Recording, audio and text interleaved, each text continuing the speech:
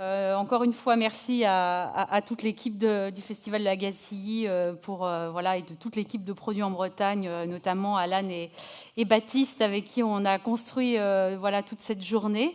C'était important de terminer cette journée justement en donnant la parole finalement à un écrivain. On avait vu de la musique en live, on avait vu le livre finalisé avec les auteurs.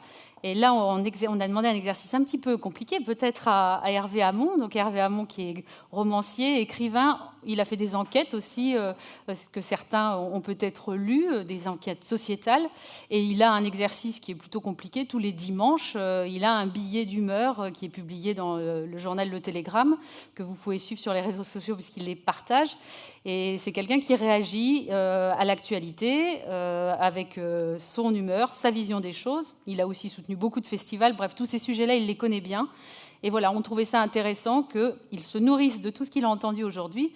Et il va nous livrer son billet d'humeur, je ne sais pas, mais en tout cas, son écriture. Et donc, c'est la culture et un artiste qui va clôturer cette journée. Donc, je vous demande d'applaudir Hervé Hamon.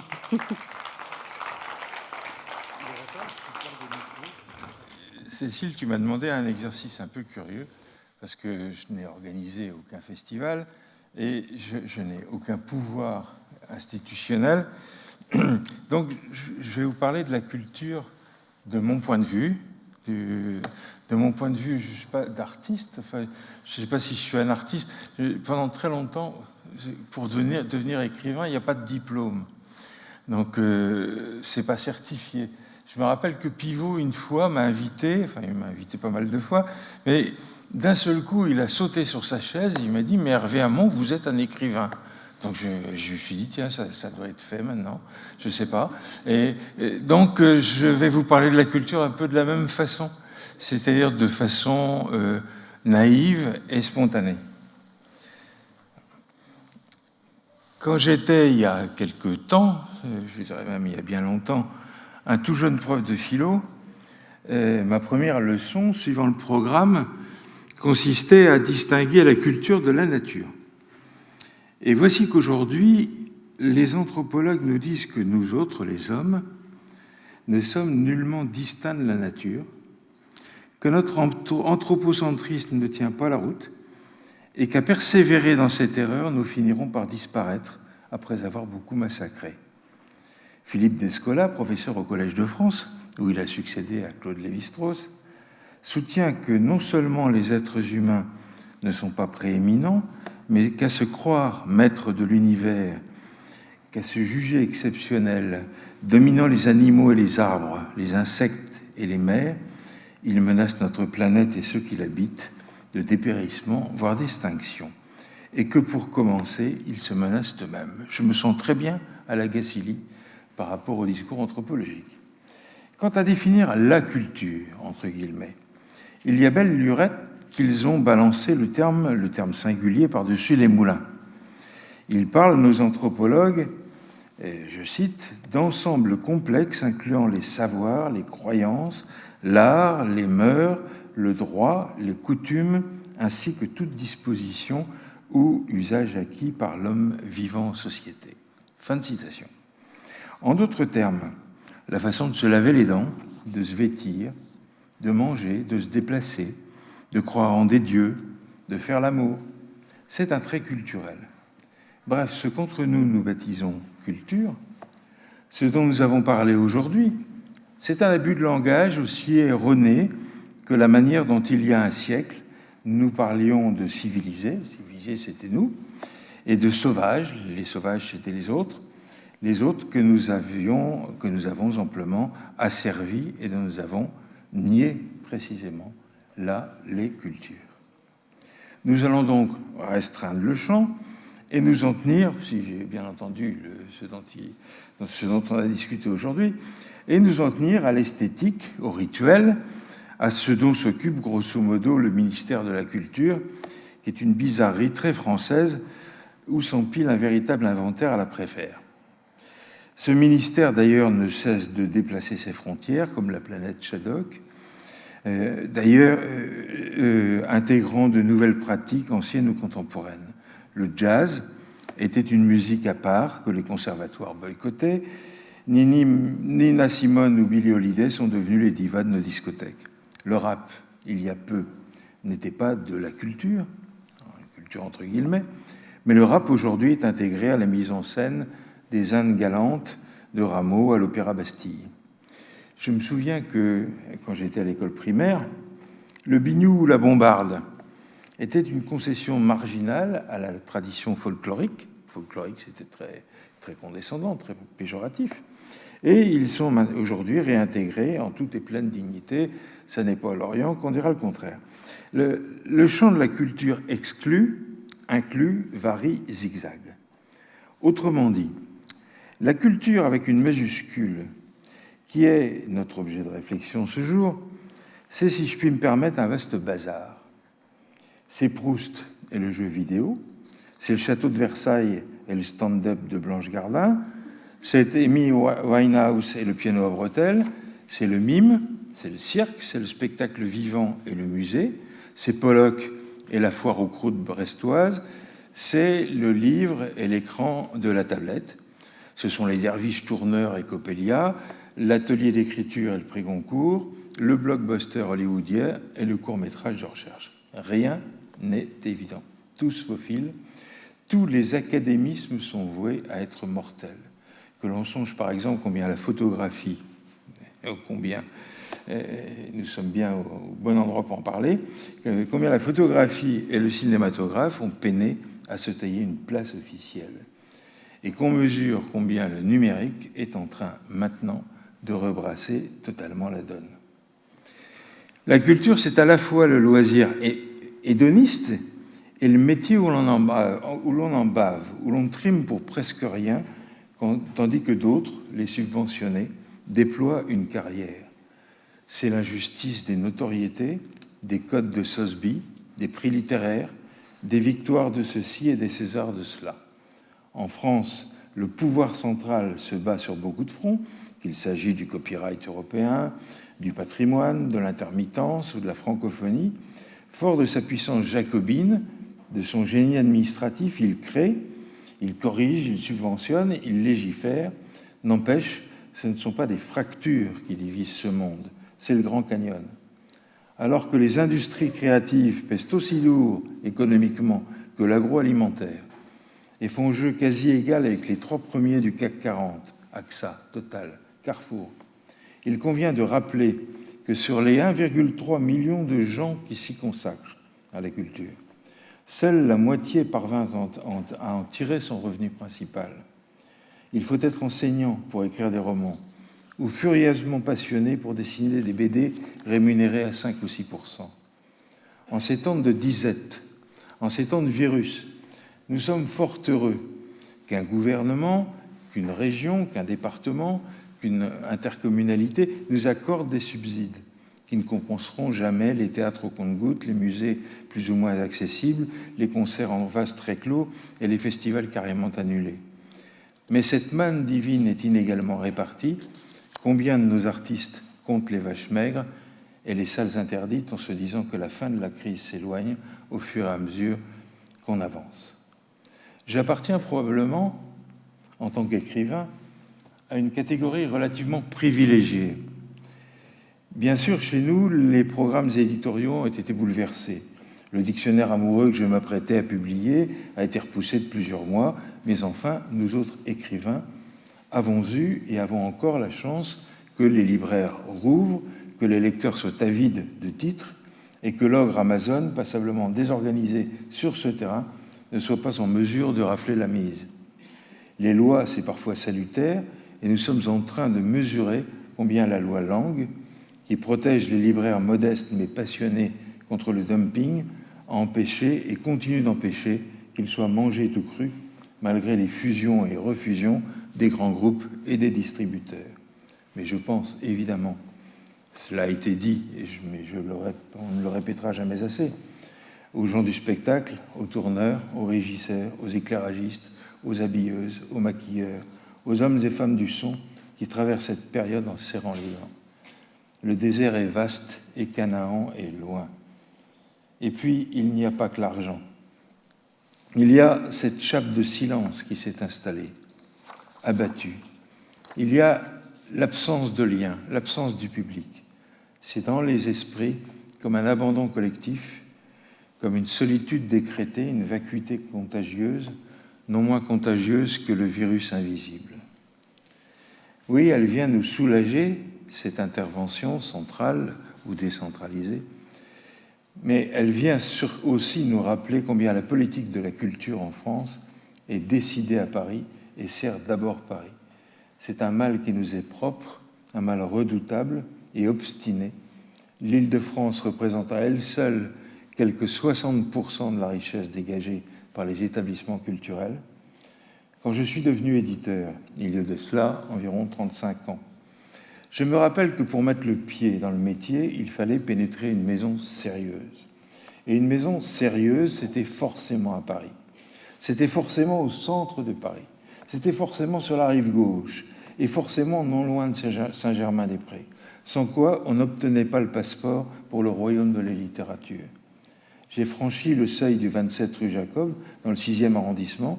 C'était là que ça se passait, et peu ou prou, c'est là que ça continue à se passer, quand bien même les éditeurs en région, j'aime beaucoup la formule, s'affirment, quand bien même les régions désormais leur prêtent main forte. Nous avons progressé, nous avons clamé et prouvé que la vie culturelle est polycentrique, mais cela reste un combat, même si certains secteurs, et je pense au festival de musique, ont explosé, ont démontré que le café de Flore est en voie de se faner.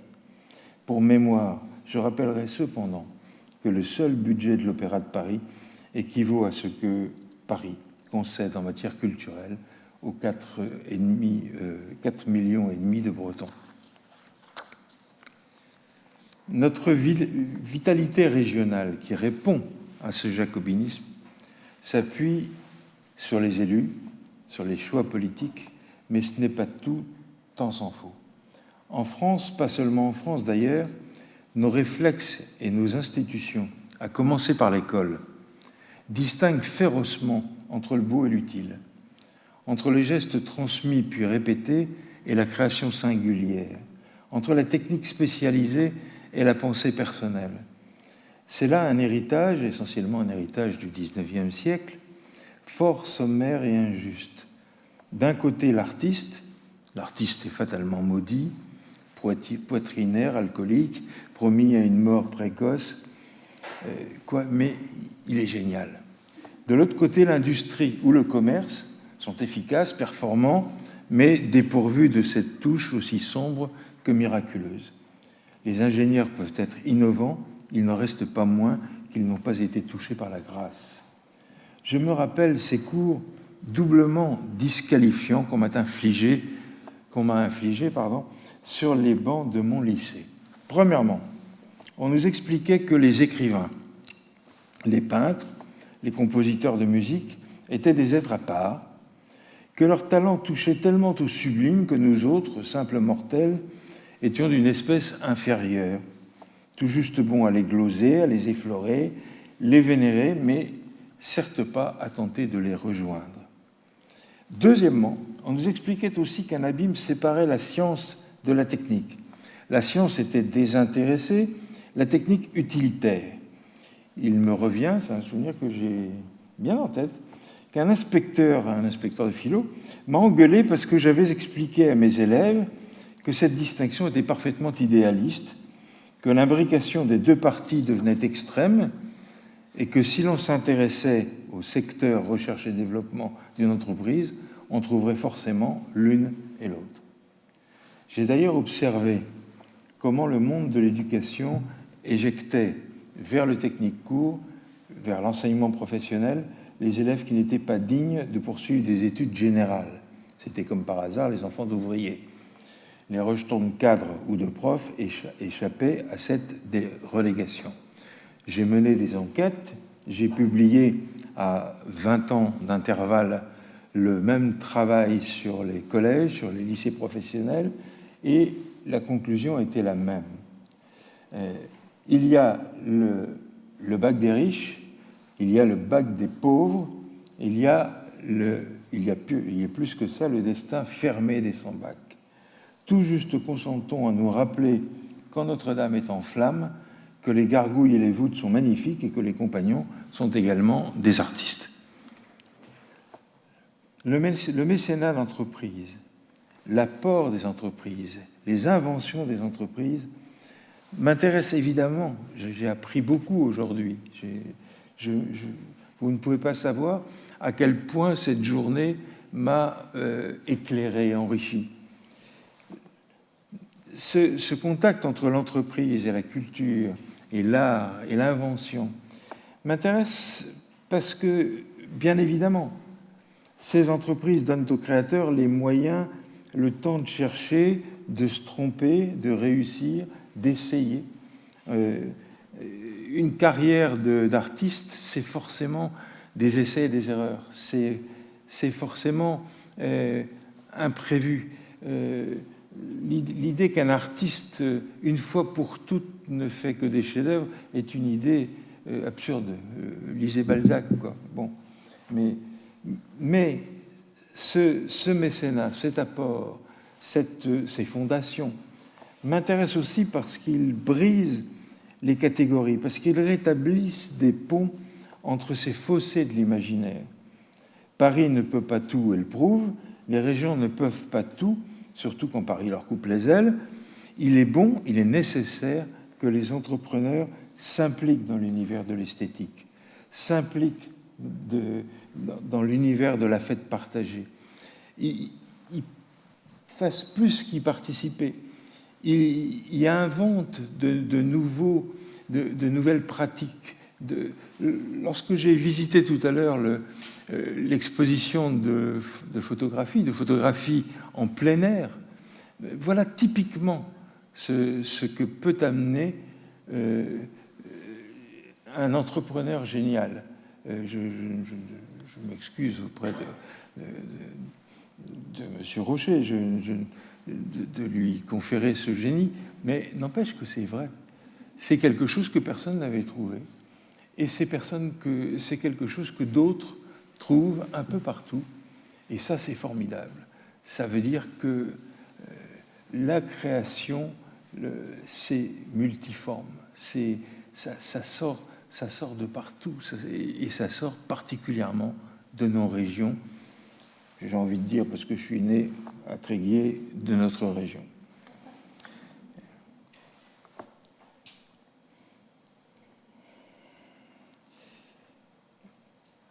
Les entreprises, les entrepreneurs qui se lancent là-dedans sont les facilitateurs de navettes avec le public, qu'il s'agisse de peinture, de danse, d'écriture, de musique.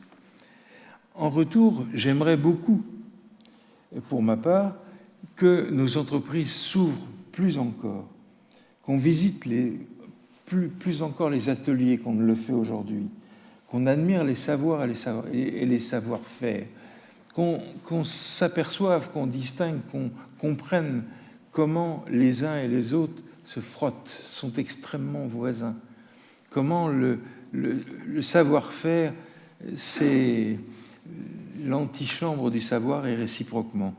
Moi, j'ai travaillé dans l'édition, donc dans l'imprimerie, et j'ai eu la chance de me trouver dans la dernière imprimerie qui fonctionnait, imprimerie au plomb, qui fonctionnait au centre de Paris.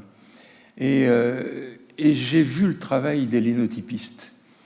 Et les linotypistes, ils tapaient les phrases, les lignes de plomb, et ils distribuaient les blancs.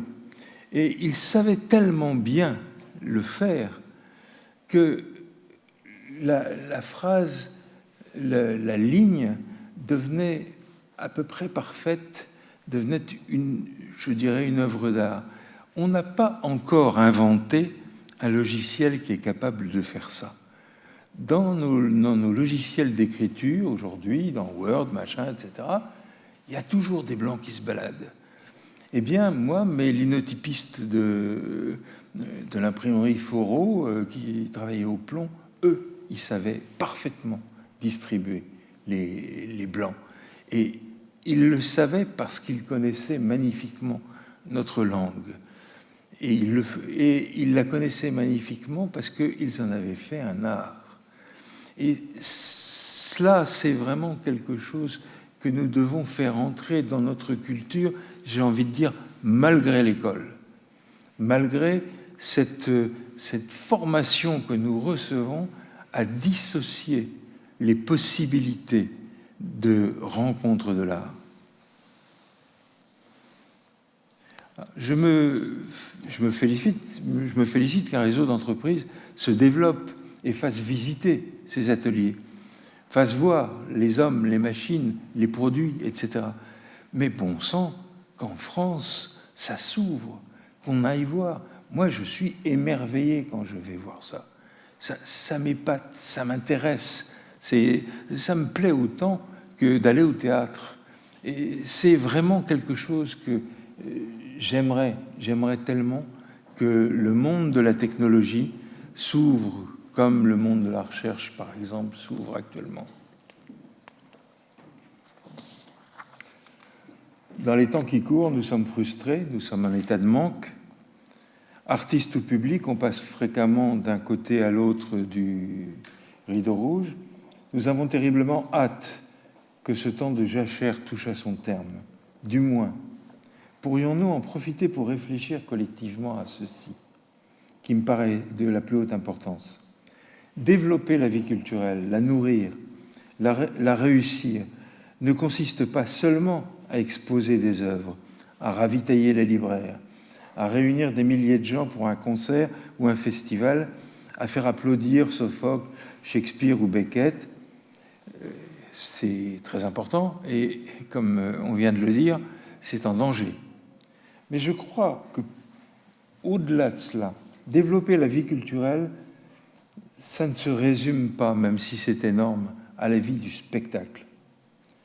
Je voyage beaucoup en Amérique latine, dans les Andes, justement. Je pense à l'exposition de photographie tout à l'heure.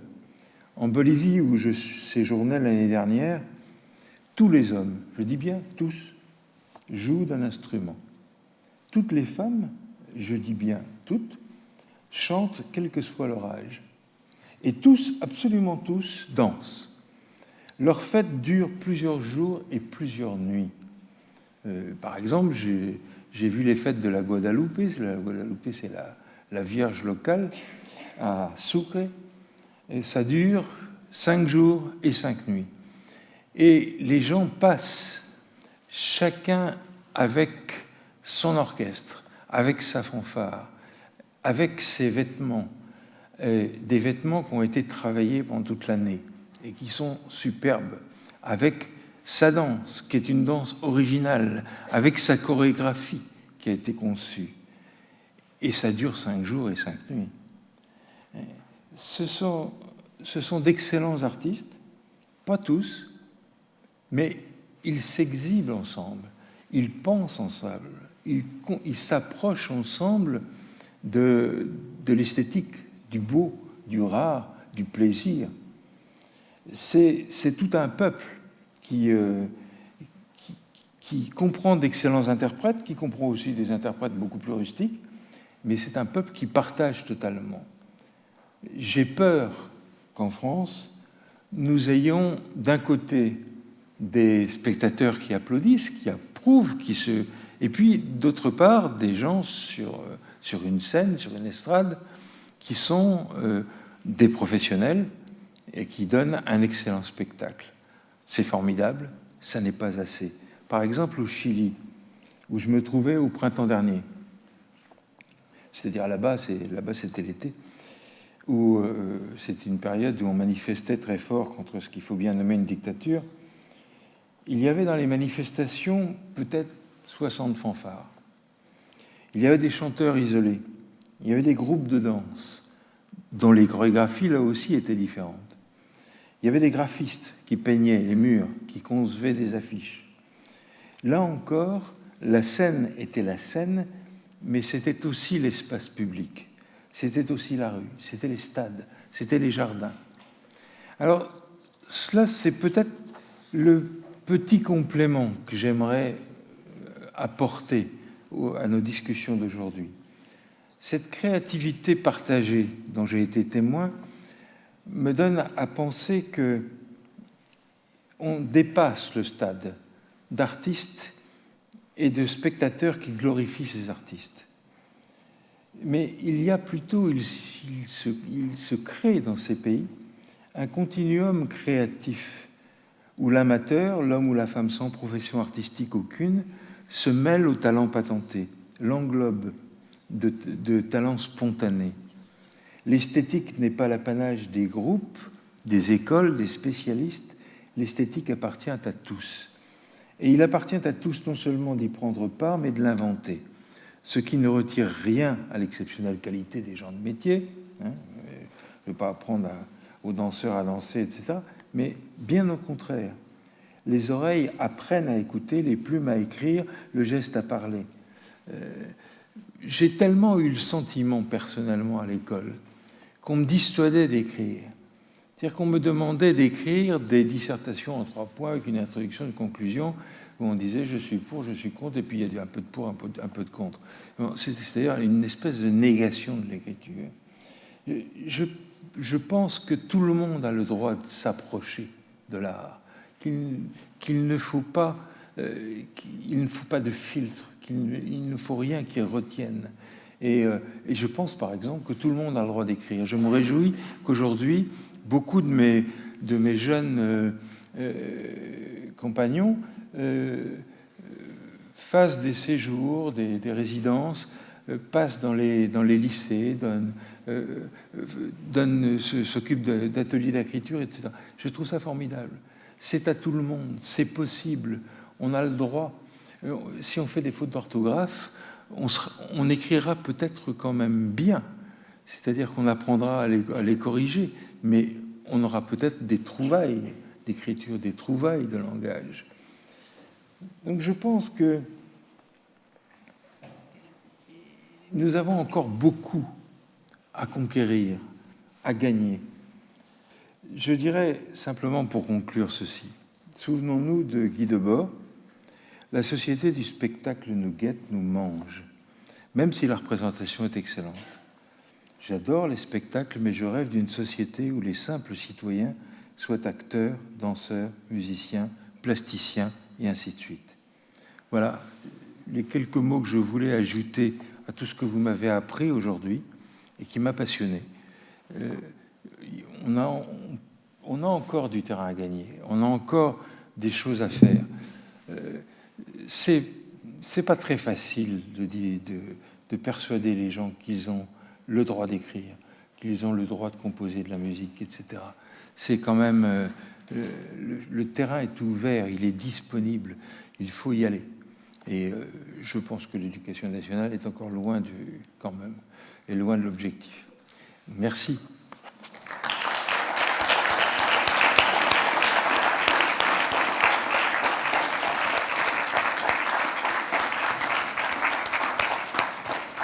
Voilà, la journée est terminée. Je ne rajouterai pas de propos parce qu'il est déjà 6h moins le quart et je pense qu'il y en a beaucoup qui ont de la route. Merci en tout cas pour la qualité de votre écoute. C'était très important pour nous. Merci beaucoup aux intervenants. Merci encore une fois à la technique de l'espace du Centre culturel Artemisia. Et merci beaucoup à la GACI et au Festival Photo La GACI qui nous a accueillis, à toute l'équipe. Merci à vous et à Produits en Bretagne, Alan et Baptiste. Merci, bonne route. Bonne route à vous.